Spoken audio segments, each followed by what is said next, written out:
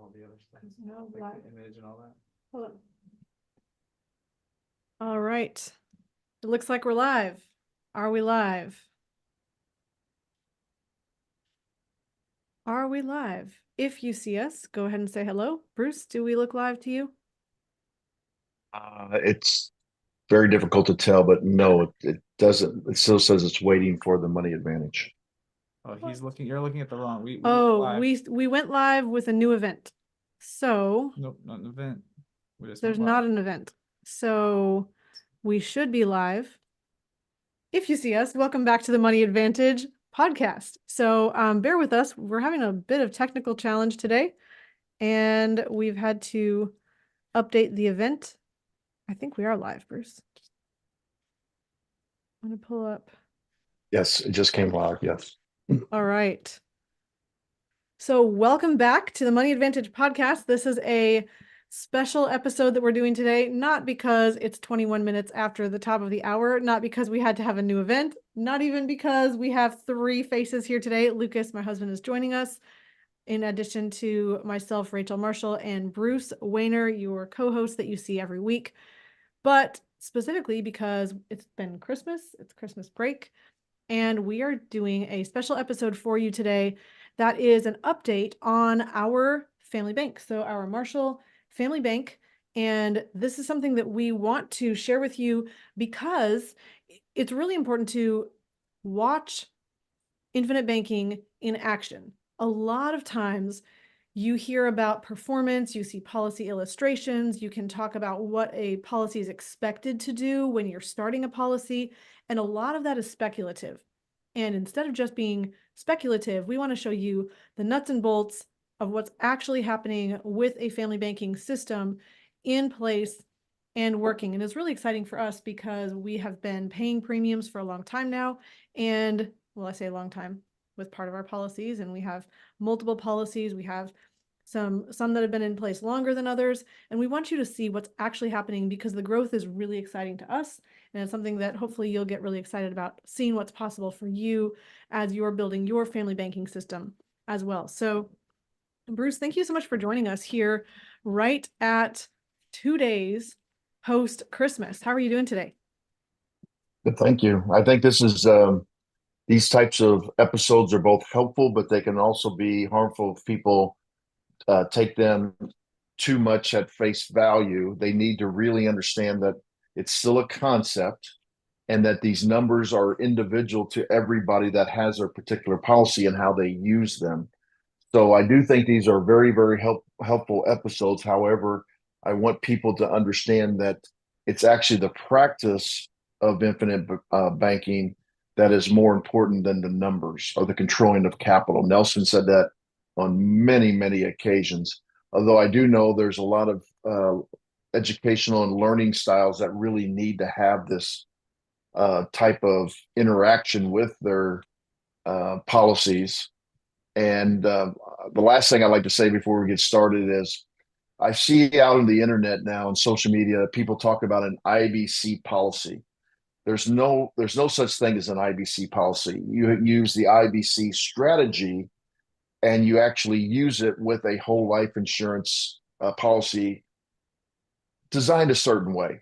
And Nelson made that very clear because you could also do this strategy with a line of credit. You could do it with a signature loan with some collateral at the bank. It's just that all of those have more drawbacks than using it from specially designed whole life insurance from a mutual company. And so, just everybody that's watching and just understand that every individual will be slightly different, and policy design can be slightly different depending on your gender, your health, and your habits. Bruce, I love that you shared that. And at the risk of talking too fast and not letting you share your thoughts, I want to share one idea based on what you just said, that it's really important to realize that not everyone's going to fund a policy the same. Not everyone's going to start at the same age. And not everyone is going to start out the gate putting as much premium into a policy as they eventually will as they're building up over time. And you might be a policy owner. You might own a whole life insurance policy that's specially designed, or it might have a different design than ours. And all of those things are okay, and they're still good. We started later than we wish we had, but earlier than many people start. And so that doesn't mean we were right in the timing that we started. I wish we had policies when we were newborns like you, Bruce. That would be amazing, but that wasn't something that we were knowledgeable or familiar with in our families of origin. And so it's something that we had to come to our own understanding. We had to build the foundation and the building blocks in our life. And we started really small, and then we've been building up over time. And so whatever your journey is, it's not going to look exactly like ours, and it's going to be right for you. So I hope the encouragement through this is get started and watch the growth and watch it continue to accelerate and do more and more for you the longer it's in force. So I'd love to hear your thoughts. Honey, I'm going to call you Babe.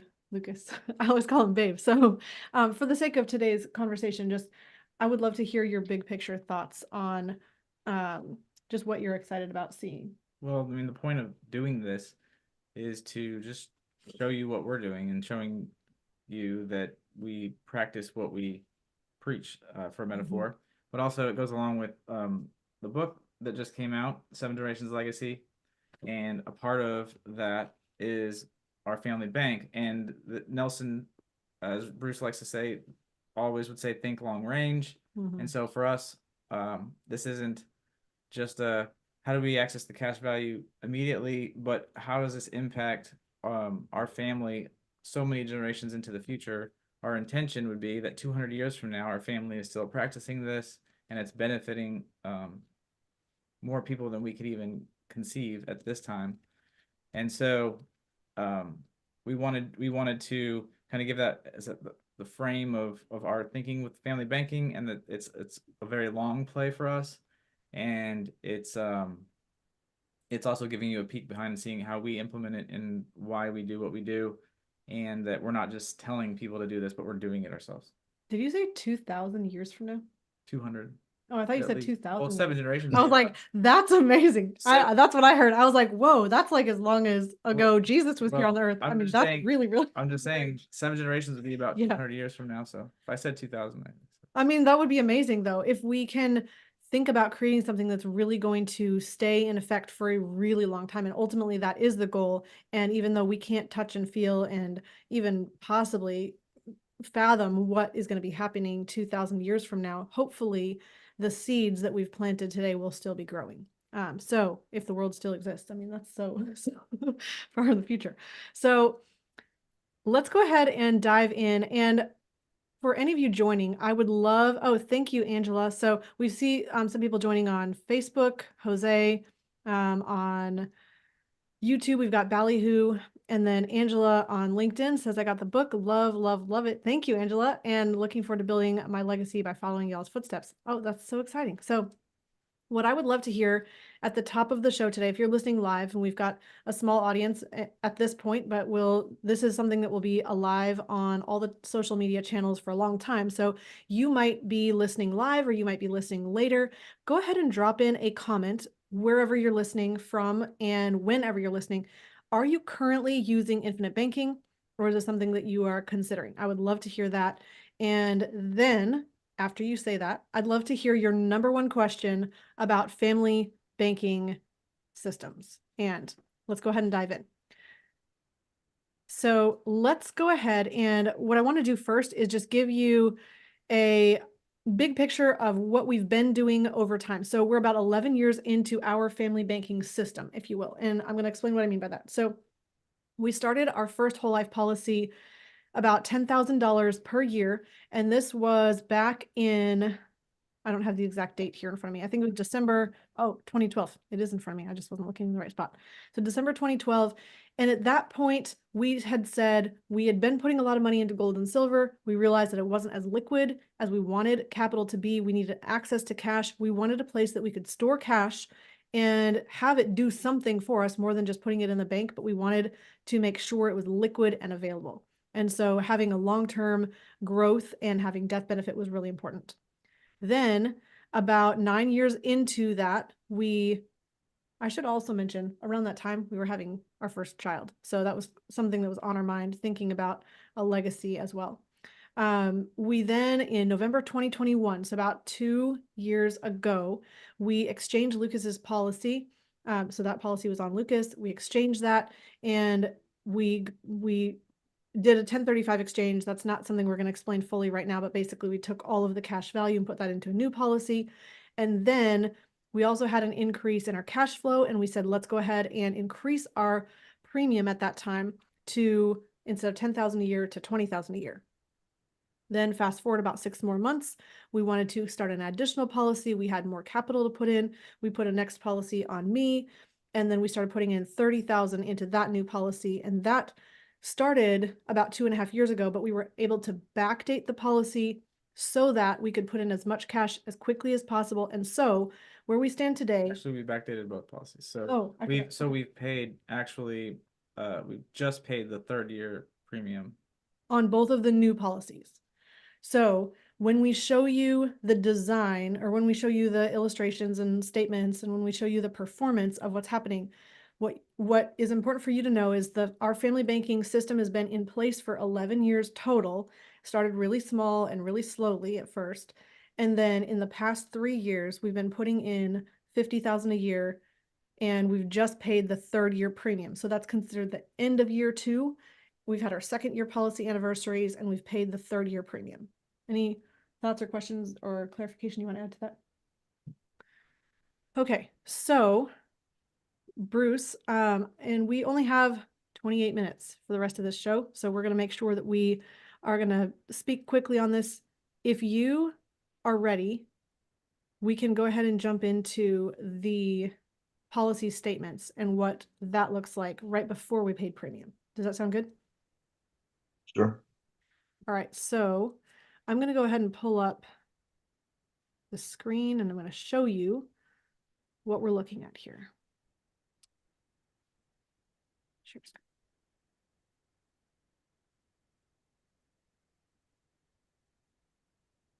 This should be right.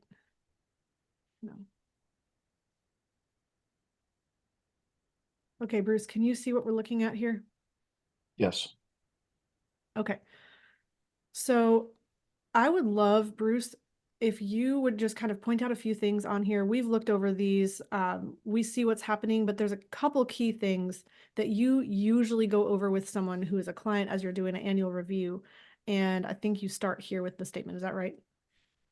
Yes. The first thing we just do is we review the total premium, which is yours. It's stated at $19,998.98. However, this is a little of a computer glitch with this particular life insurance company.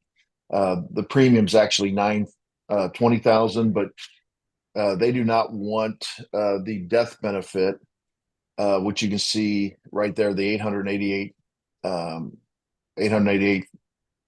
883,483 right across from it. They do not want that to end in pennies, so that's why they illustrate it like this. They're working to fix their computer system right now, but I just review this, and then we break down where that premium comes from, what is really required, and then what is optional.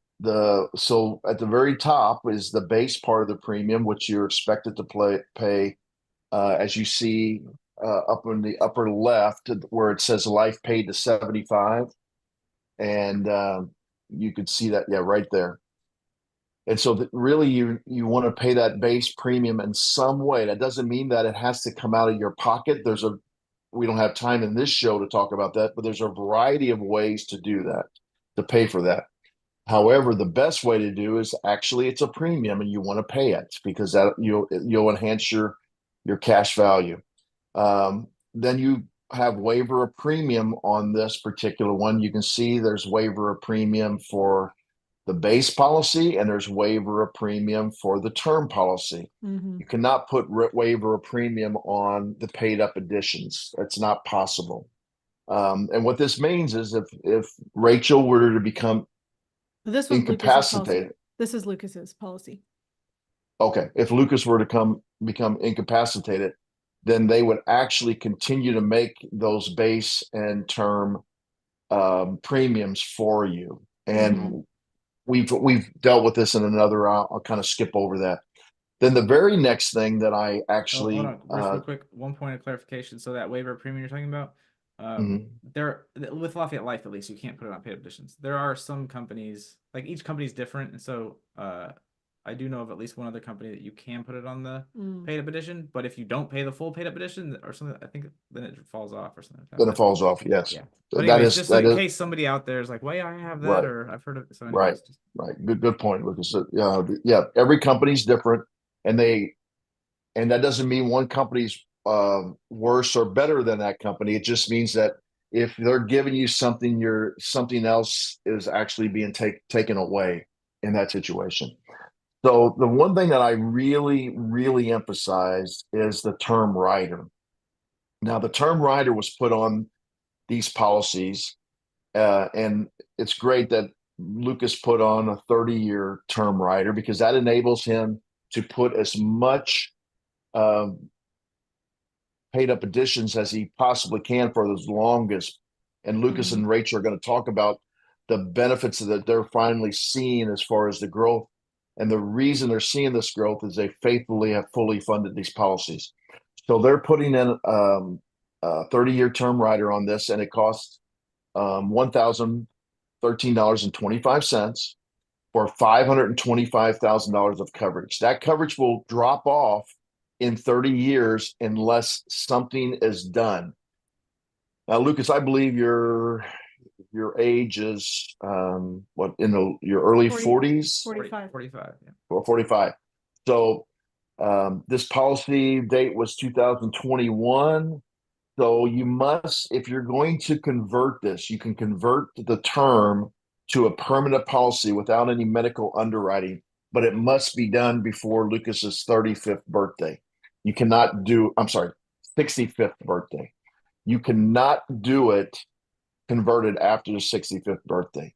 So what does that mean? If the $525,000 is still desirable, Lucas can actually take that and use it, some or all of it, to turn it into another permanent policy. Now, this policy now will drop by 525,000. So the ability then will have to be reassessed to see if you can how much of that $20,000 premium they can continue to put in every year because of the modified endowment contract laws. Yeah. So I'll stop right there. Is there any additional questions or comments that you I will. guys want to add I to will that? And say then I'll like continue.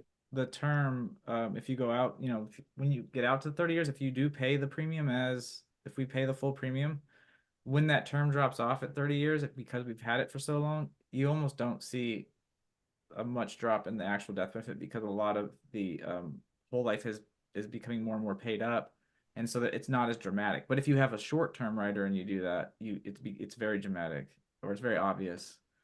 Correct. And then they also, because at that time, the dividends, which are set to buy more paid up additional insurance, are so large that they often catch up that loss of $525,000 of death benefit fairly quickly into the future. Yeah. Yes.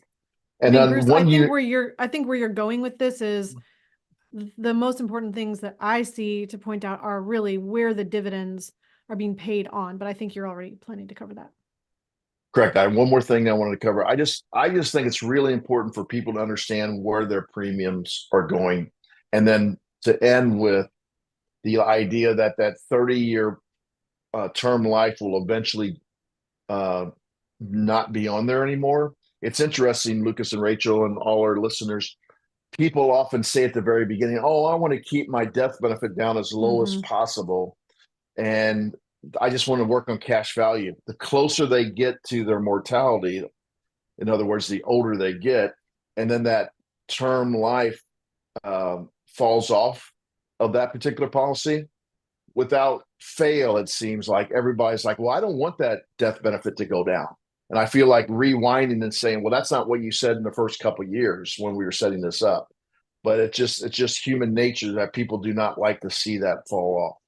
And then For the sure. final thing that I think that's really important is, Lucas, you on your 1035, exchange, that single premium paid up additions rider, the amount of the insurance of $130,000 and the cash value of $62,200, that was actually exchanged from one policy to another, this newer policy, for a couple of reasons that we're not going to go into right now. But that is a possibility that if you have another permanent policy, that you can exchange it for a new policy, and there's a variety of reasons why you may do that. Yeah, and we explained that this is a series, so I think this is the 4th video in this series. So if you go back and look at the Marshall Family Bank videos, we explained that in the first at least 2 videos. So if you want to know why we did that, yeah.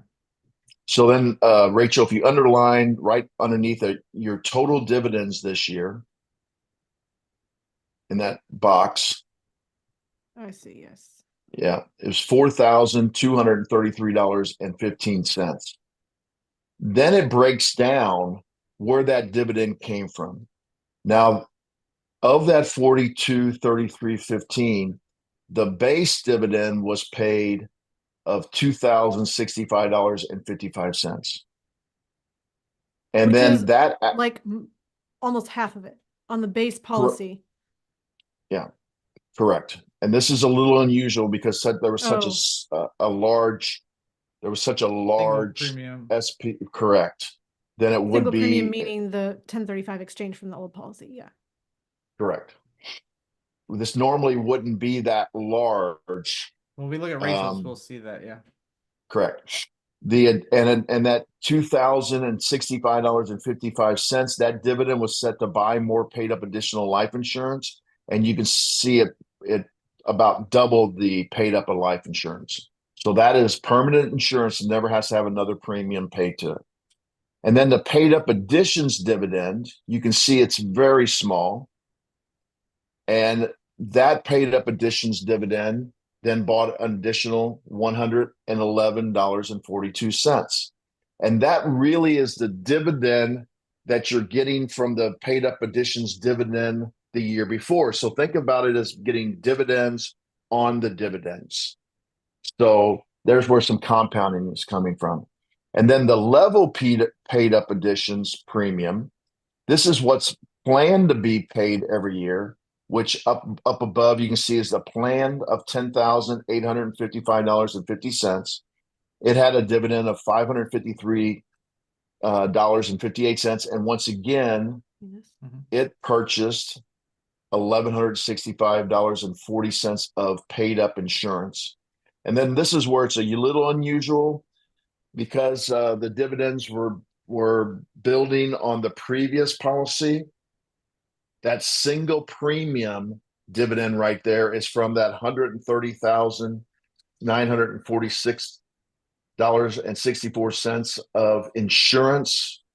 And then that obviously purchases more paid up additional death benefit also in the form of $3,289.42. And then the final number on here is the dividends grand total since 2021 were $7,848.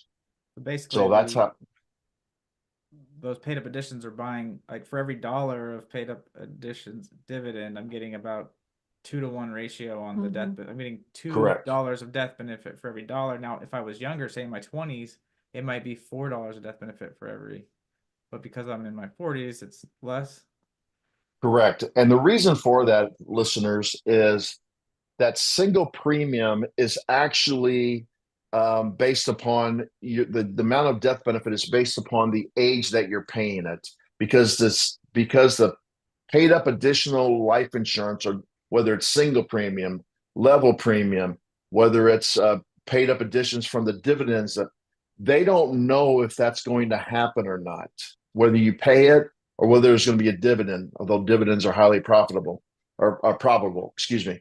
So that every year the cost of the insurance goes up a little bit. So think of it as 1 year annual renewable term. A lot of people don't know this. The base policy cost of the insurance is spread out your entire life to be equal. because that is expected to be paid, and by contract, it's going to be paid. But the paid up additions part of this is optional. So that's why every year you're going to get a little bit less paid up insurance for the premium. So I think one thing that's really cool to us as we're paying the premium, we know that on this particular policy, we put in $20,000 this year after you see all these numbers. So basically, this is the snapshot of right before. It's actually from the day before we paid the $20,000 premium for the third year. So because of that, it's really cool to look at what has happened up until that point. This does not show this year's premium and the impact of that. So Yeah, I wanted think to point out that. the impact when we go to that, Rachel, is the cash value in this is $101,086.94, and the cost of the insurance is 800. I'm sorry, the amount of the insurance is 883,000 and some change. So that's something we should look at as we go forward. Yes, okay. Look at the illustration for this. So let's look at the illustration then for Lucas's policy, and I think those, okay, perfect. Yeah. So this is Lucas's policy, and this now is showing a different picture because it is showing the end of the third year, meaning these values shown on this illustration are for what happens now all the way at the end of this third year. So the previous thing that we just talked about with the statement, that was the day before third year premiums were paid. And this Can you just underline? enforced illustration, underline what? Well, yeah, get the. I don't think I have that ability on here. I don't know how to draw on here. What you did on the other one.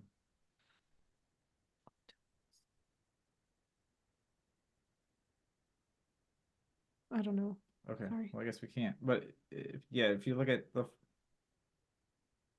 first line, it says end of year age 45, year 3. That's what you're talking about. Mm-hmm. Correct. And the first thing that Yeah, the first thing that comes out is that the guaranteed cash value automatically goes up by almost $5,000. And then the death benefit will stay the same because that's what the base is actually paying.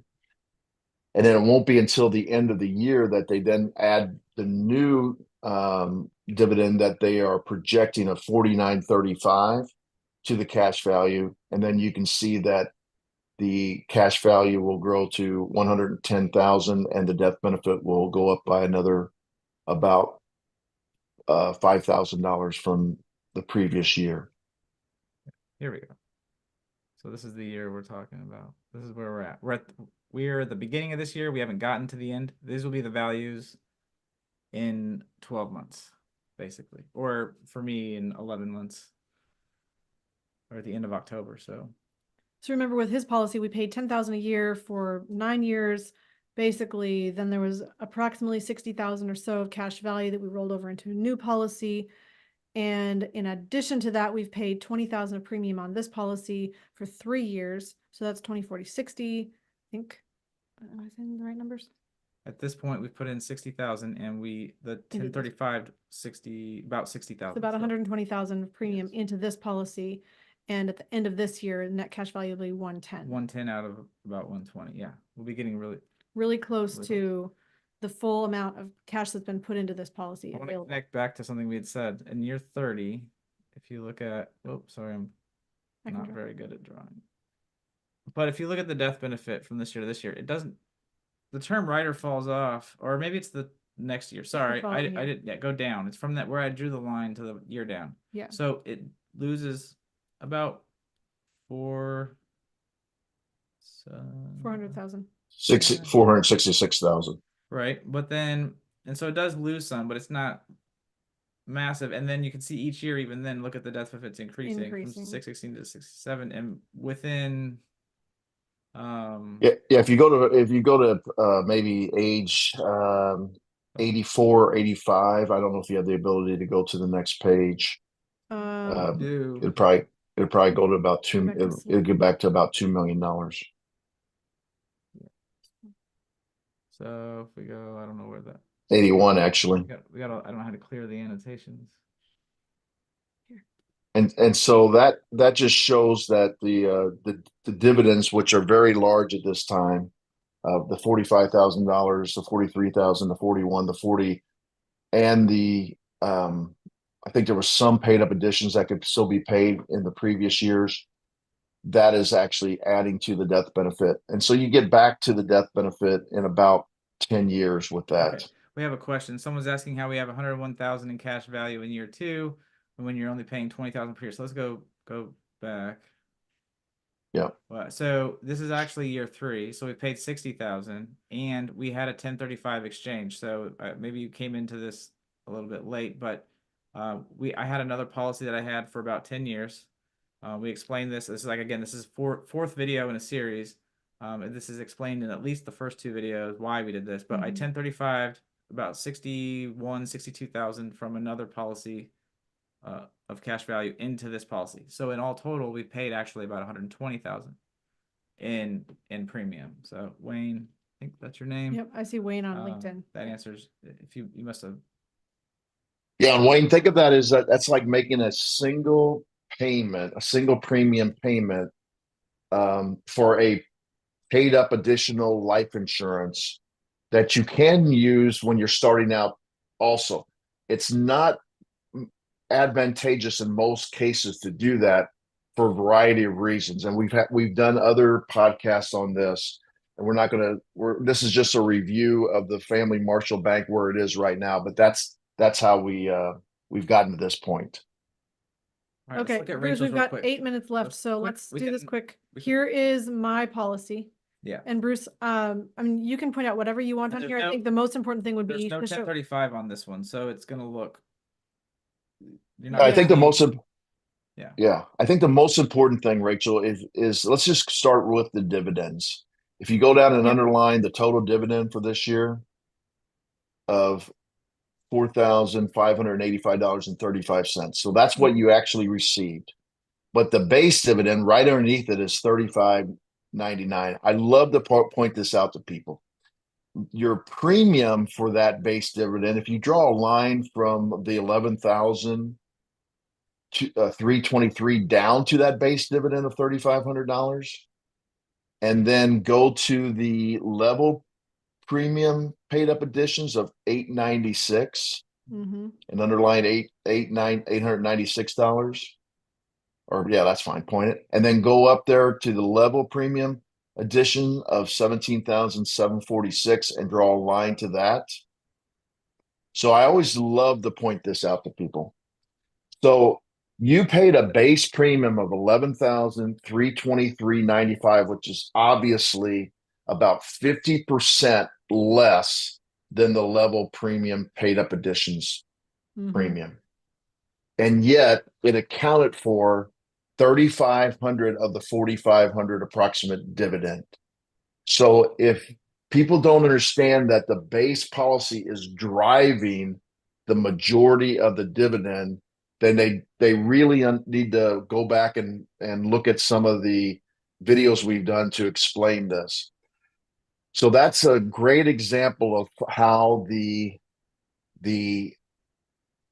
premium and the amount of the insurance drives the dividend. So now, Rachel, if you go up to the top on the base amount of insurance of $278,000 and draw that towards the base dividend, and then go down to the level premium paid up additions insurance of $88,890 and draw that down to the $896 dividend, you can see that the amount of the insurances also plays a really large component of the determination of the tax-free dividend. So when everybody talks about the policy design and why did Nelson do it this way, and why are other people trying to do other dividends or policy design a different way for high early cash value. And I'm not saying that you cannot, a high early cash value policy is not something that some people might want to do, but it isn't an infinite banking concept type policy. And the reason for that is what we have learned and Nelson learned with the human condition is that people that take large policy loans early and are not patient, they tend to not pay their loans back either. And if you're not paying your loans back, then you get compounding of the loans. And if you don't have high enough dividends just from the base to offset that compounding of the interest, then your policy can maybe lapse into the future. And so this is something that I think really needs to be understood by the general public on how these dividends are being applied. And also with that 1035 that I did on my policy with that single premium coming in, it makes it look like, oh, there's a lot more dividends, but there's trade-offs too. If you increase the those values earlier, then it requires more, at least with most cases, requires more term insurance, which is taking away Correct. from premium that's going towards longer term growth. It can also the software would have to adjust potentially how many years you can pay in because you put more money in earlier. So there's trade-offs there, and but this was again, we explained why I did what I did in the prior video, but it's not as though it's completely apples to apples. There's trade-offs and there's things that you might not notice just by what we've even shown today. So what's really important though is what Bruce shared and something that Lucas wants to share. We're really compressed for time here, but the idea that we could have designed these to have higher early cash value and have more % of our premiums available immediately out the gate year one. We could have done that, but we personally chose to not have as much early cash value because we wanted the long-term play of having higher long-term dividend growth, because that was really important to us to have a long-term vision, not just a short-term vision. And the problem is often people will say, I want that high early cash value, but Bruce, you're saying not only are the people who want that high early cash value losing out on these dividends, that they could have higher dividend growth in future years, they're also tending to be the kind of people who cannot delay gratification. And so we're choosing to be the long-term focused, steady plotter rather than the one who is shooting for the highest return on this policy in year one. Yeah, and it's Nelson's number one tenet. Think long term. That's the number one thing he said. And then here's Rachel's illustration. And now mine is a little bit more pure, if you will, if you want to just look at premiums into cash value, because there's no single premium payment here. So for you that are looking at this now is a snapshot of what will happen at the end of this year. So in 12 months time from now, when at the end of year 3, right, you'll have paid 90,000. We've paid 90,000 in premium already. Yes. And at the end of this year, you'll have 74,000. Well, basically 74,000 in cash value. Yep. And so about 74 out of 90. So you're approaching about 80. I don't know what the actual percentage is, but yeah, it's increasing. But we can show since we're running out of you time, can make that own calculation for yourself. How much % of cash value we have pull available. up the yeah, bear with me here. So good. I got to here. Pull this down. I'm gonna reshare the PowerPoint. we have one kind of overarching okay, Bruce, can you see this like two Yes. family banks side by side? Okay. So on the left, we had when we did the last video showing it was on December 27th, 2022. This was for all of our policies combined. This is so at that time we'd paid 160,000 in whole life premium, and as you can see, the percentages we had % of whole life premium as cash value was about just under 87%. And the % of whole life premium available as a loan was 76%. And then as of December 11th, I logged in this morning, but the website I wasn't able to log in. I think they're updating it or doing some maintenance on the website. So on the right is our new values. So you can see the increase of 50,000 in premium paid. You can see the death benefit increased by not quite 100,000 on the whole life. And then our % of whole life premium as a cash value is up about 1%, and the amount available in the loan is about 2.5%. Increased. Yep, increased. Percentage. Yep, and you can see this. So the total cash value available is 122,000, or just under 122 in last year. And this year it's just just under 166,000, but this is increasing every day. So Rachel's policy earns about $15 a day. Mine is earning mine's earning 15, Rachel's at 10, so it's about $25 a day, which is $750 a month. That value is, that number is increasing. Not the total available cash value, not the total cash value, but the total available. Yep. So the amount that we could borrow in about a year from now will be basically almost $9,000 more than what's there. So from 165,000 today, we should be able to borrow about 175,000 as we get right to the end, about this right before the premiums are due again. So yes, awesome. And Fritz, yes, we see you. We are just about to wrap up the show. So good morning to you. And you can go back and watch this. I think there's a little delay once we are done being live before you can watch this later, but you'll be able to see it then. When we showed you the in-force, that was the end of the second year. When we were looking at the illustrations, we were looking at end of this year. Coming up. This right here is showing you on the right, is showing you exactly where we are almost, well, December 11th. But again, because the way it works, because we pay annual premium, that cash value isn't all immediately available. That premium isn't all available as cash value. It's increasing every day. So this is a snapshot of time.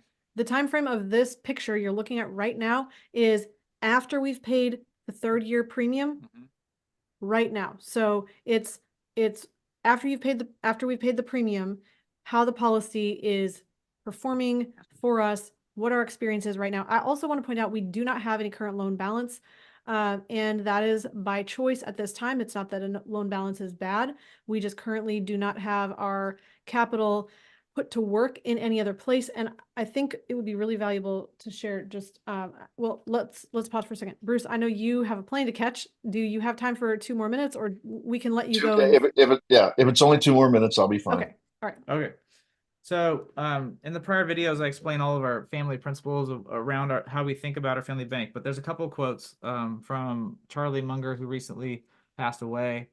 And one of our principles is opportunity seeks liquidity. So let me stop sharing. And liquidity, use, control, and knowledge. So Charlie Munger says it takes character to sit with all cash and do nothing.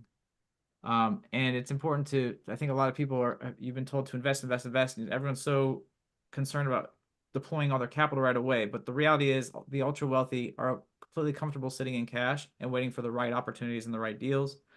And Charlie Munger also said along those lines, waiting helps you as an investor, and a lot of people just can't stand to wait. If you didn't get the deferred gratification gene, you've got to work very hard to overcome that. And so it's this idea, again, going back to Nelson Nash saying think long range. And with investing, it's more about patience, having capital, because you won't be able to seize the opportunities if you don't have capital, and then focusing on the right opportunities, not just like acting like it's a hot potato and feeling like you've got to just get it out of your hands. And I'll say on that point, if we had to look at the season that we're in with our policies, we're still in the capitalization phase. We still do not have the full amount of cash value that we have put into the policies available. I'm sorry, the full amount of premium we've put in available in cash value.